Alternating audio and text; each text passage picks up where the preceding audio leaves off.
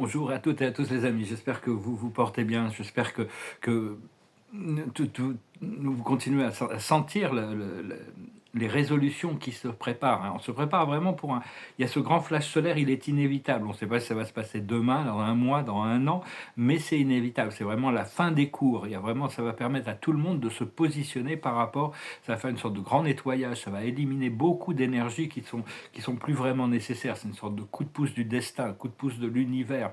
La Terre, c'est vraiment une école d'évolution. En réalité, à chaque moment, chaque seconde, il y a toutes sortes d'enseignants qui sont dans le monde invisible, qui participent consciemment ou inconsciemment à notre expérience. Et donc, on doit toujours choisir de le faire avec notre source, dans la conscience que Dieu est là, ou dans la conscience ou à travers notre ego. Ça demande vraiment un reconditionnement, un conditionnement.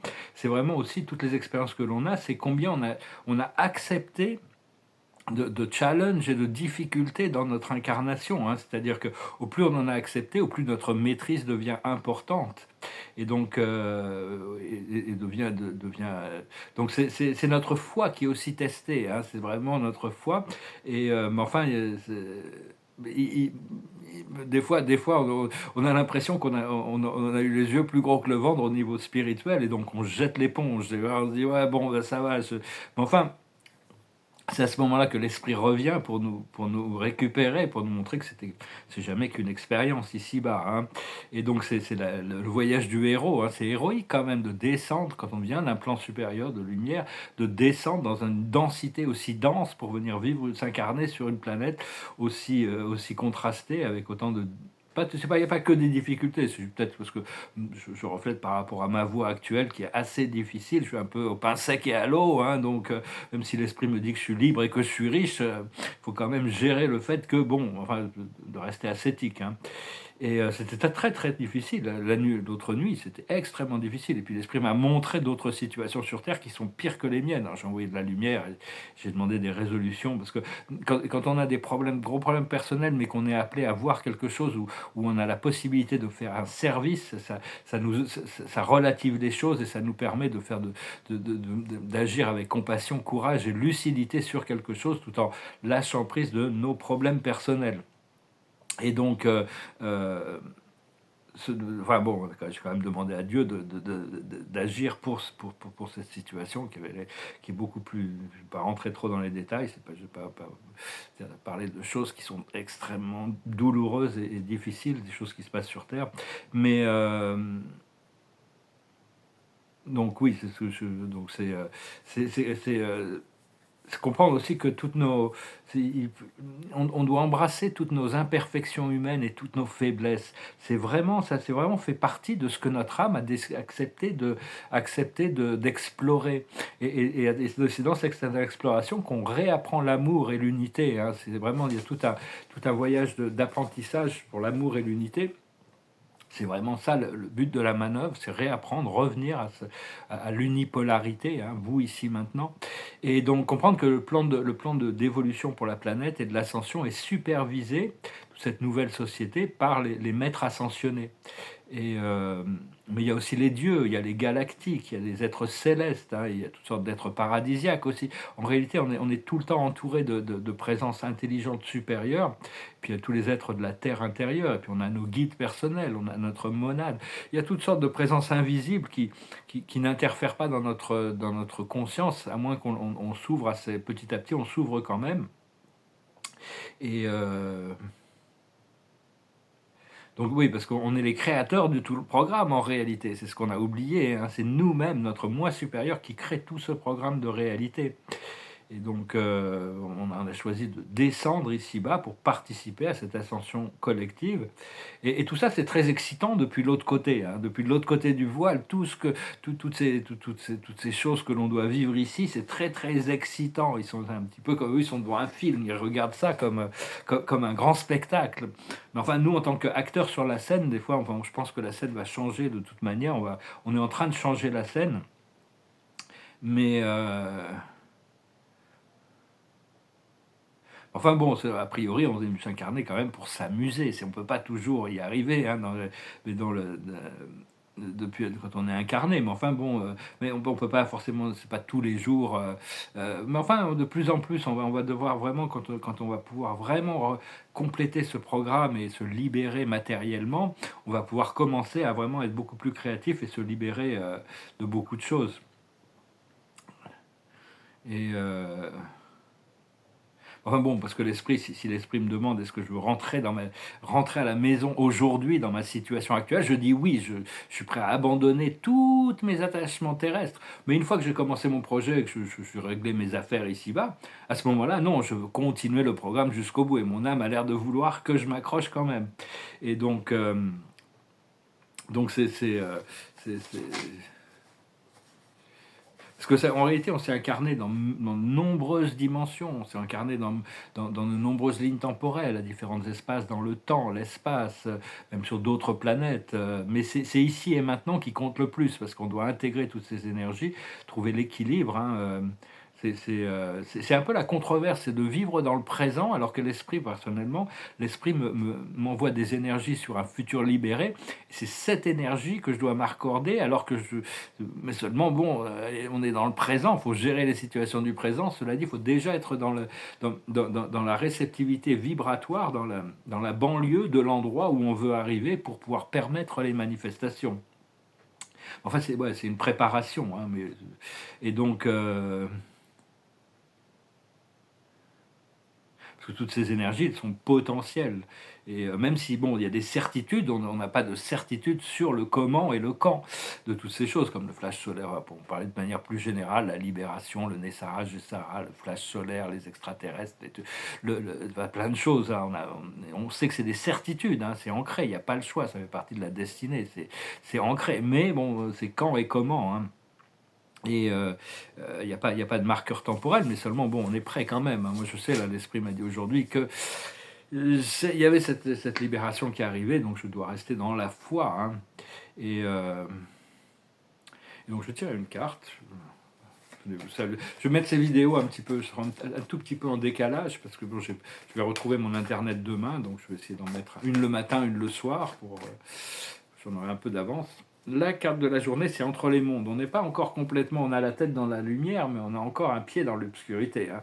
On est en train de traverser, et on n'a pas le choix parce qu'on est retenu par toutes ces forces invisibles qui font partie de la transmutation collective. On ne nous permet pas de se libérer individuellement comme les maîtres ascensionnés l'ont fait dans le passé, parce qu'ils savaient que de toute manière l'ascension collective n'était pas dans leur temps, dans leur ligne temporelle. Alors que là, il y a une ascension collective, on est retenu dans la matière à travers toutes sortes de forces. Enfin bon, on espère quand même pouvoir se libérer. Enfin, on évolue quand même, hein, pendant très très longtemps. Ça fait quand même des millénaires que les hommes savent qu'il y a d'autres planètes dans l'univers, d'autres planètes que la Terre. Euh, Ils ont découvert quelques-unes récemment. Mais il a fallu attendre le XXe siècle pour qu'ils arrivent à accepter ou croire la possibilité ou vérifier que toutes les étoiles ont des planètes. C'est marrant. Hein, et puis bon, bientôt on va pouvoir s'apercevoir que dans toutes ces planètes, il y a de la vie qui existe. Et même dans notre système solaire, nous on existe de manière biologique et physique, mais toutes les planètes ont des formes de civilisation qui ont évolué au-delà de la matière. Et même les petites planètes, les astéroïdes, tout ça, il y a toujours un esprit un esprit est toujours. Donc il y a énormément de découvertes sur la Terre intérieure. Il y a plein de choses que l'on va découvrir. Et, euh, et au plus les étoiles sont groupées, au plus il y a de vie matérielle qui se développe facilement. Nous, on a une étoile singulière, donc c'était plus difficile d'établir des vies matérielles, hein, bien que la Terre soit bien positionnée. À une époque, il y avait, après l'ascension, et on va retrouver, Vénus va avoir une atmosphère pour pouvoir. Vénus, Mars et la planète Maldek vont être reconstituées. Il y aura 4 planètes atmosphériques, physiques, mais ascensionnées. Quand on sera une nation stellaire. Pour le moment, il n'y a plus que la Terre qui vit dans cette dimension terrestre. Et, et même dans le Soleil, il y a des communautés qui vivent dans le Soleil, mais à partir de son sixième, septième dimension. Hein, donc c'est vraiment bon. Il y a beaucoup de choses qui vont être, beaucoup de sciences matérialistes qui vont être oubliées quand les flashs solaires vont arriver, quand la lumière va éclairer la planète. On va être obligé de prendre conscience de beaucoup de choses, et parce que toutes les planètes ont des influences. Pour ceux qui connaissent l'astrologie, on sait que les planètes ont des influences quand même. On cherche dans notre système solaire, il y a 33 dimensions de réalité, hein, 33e octave. Et donc c'est vraiment, c'est à tout moment dans cette école terrestre, c'est dans quelle fréquence on arrive à se brancher, arrive à se soumettre à cette énergie du divin, lâcher prise de notre mental pour pouvoir laisser le flot couler. Et parce que où on fait les choses avec la conscience de la source et de l'esprit, ou on les fait sans, hein, donc c'est pas toujours... donc c'est pas c'est un peu challenging, hein. Je vous remercie infiniment pour tout l'aide, si vous pouvez, je vous remercie pour vos dons, je vous remercie de continuer à soutenir la chaîne. Et je vais vous montrer quelques petits tableaux, c'est des toiles que je juste en profiter pendant que je suis là. Bon, quand j'ai montré mes tableaux hier, c'est peut-être pas trop, il y a beaucoup de détails à voir, il faudrait les regarder de près. Celle-là est très dynamique, moi je l'aime beaucoup. Elle peut paraître un peu confuse, mais il y a beaucoup de... C'est assez dynamique. C'est l'étoile de 2025. Bon, celle-là, a priori, c'est une toile de cosmologie, elle est réservée, a priori. Bon, j'espère que mon ami va pas... On montre le paradis, les 21 satellites du paradis, l'univers central et les 7 super univers du temps et de l'espace. Celle-ci représente notre univers local de Nébadon, avec les 100 constellations. C'est des toiles qui sont finies. Hein. Ça, c'est une toile expressionniste, métaquantique. Enfin, pas métaquantique, plutôt... c'est une toile expressionniste abstraite, hein, quand même.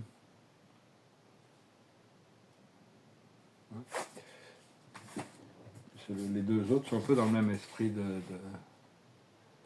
d'étoiles abstraites, expressionnistes. Hein, mais moi, je les trouve très dynamiques. Donc voilà, et puis une dernière. Ça tourbillonne pas mal, hein, puis j'en ai d'autres, et puis bientôt, là, je vais pouvoir se mettre au travail sérieusement. Voilà les amis, je pensais venir faire une vidéo, et on va tirer quelques cartes pour finir, un oracle. L'observateur de la journée, c'est la purification. Hein. Le tournesol, il se tourne vers le soleil. On se tourne, le soleil, c'est le représentant de Dieu dans le monde physique. Il n'y a pas de représentation physique. Le soleil, c'est Dieu, hein, d'un point de vue physique. Bien sûr, c'est pas Dieu. Lui, il reçoit son énergie du grand soleil central, qui le reçoit de la source. Mais bon, il donne à tout le monde sans rien demander à personne. Il donne la lumière, la chaleur, la vie. C'est le contrôleur, le directeur. Alors, je vais tirer 10 cartes quand même. On va voir ce que ça va donner. Un petit oracle pour la journée. Cette purification qui continue, hein, c'est pas toujours facile, mais la situation, c'est le lâcher prise, le release. Hein, c'est les feuilles de l'arbre qui tombent. Hein, il y a des nouvelles feuilles qui vont arriver. L'arbre, il accepte l'hiver parce qu'il sait qu'il y a le printemps qui va revenir après. Autour de la situation, il y a le gateway, c'est la porte, le portail. Hein, vraiment, il y a des portails pour notre conscience qu'on continue à utiliser. Ce qu'on voit dans notre esprit conscient, c'est la concentration, être un point d'attention, pouvoir revenir toujours à ces choses importantes, rester centré. Ce que l'on a dans notre subconscient, le passé lointain, c'est la patience. On a appris la patience, on n'a pas eu le choix. Si on avait eu le choix, on n'aurait pas eu besoin de l'apprendre. Là où on en est actuellement, c'est la solitude. On apprend à être une lumière intégralement tournée vers... qui s'éclaire elle-même, quoi. Hein. On va bientôt pouvoir se reconnecter socialement. Ce qui arrive dans le futur immédiat, c'est la confiance. C'est la confiance, la foi et la confiance. Notre force dans la situation, c'est les voyages. On est prêt à voyager, hein, comme les baleines sont des grands voyageuses. Ça, c'est notre force, ça nous représente, on va pouvoir faire plein de voyages. Ce qui arrive dans du monde extérieur, c'est le flow, hein, le flow, la vie, les circonstances, les opportunités, les synchronicités. Il y a toutes sortes, il faut être prêt, parce que quand les portes s'ouvrent, on est prêt de toute manière. Dans nos émotions internes, nos peurs et nos craintes, on a la diligence. La diligence, c'est-à-dire être prêt, faire attention à tous les détails, hein, être vraiment très, très précis, d'être très... ne pas être trop tête en l'air, d'être diligent dans ce qu'on a émotionnellement. Et l'aboutissant, la clé, l'aboutissant, c'est un nouveau départ, hein, parce que pour le moment, on est en train d'expérimenter la fin, mais il y a ce nouveau départ qui arrive. Donc voilà les amis, je vous remercie infiniment pour tout. Je vous souhaite une excellente journée. Et donc toujours, on s'accroche, hein, de toute manière, on n'a pas le choix et puis au plus on peut arriver à ressentir et créer dans notre conscience ces flots de lumière, maintenir une lumière, continuer parce que la lumière, elle augmente à l'intérieur de nous, hein, de toute manière, de jour en jour, hein. Au plus on flotte avec, au plus il y a vraiment ce nouveau départ, mais c'est le moi supérieur qui décide quand et comment. Donc il faut avoir confiance. Et on est prêt, peut-être aujourd'hui, hein, d'ici le temps que je mette ces vidéos, ma vie aura peut-être changé. Voilà, je vous remercie pour tout. Namaste.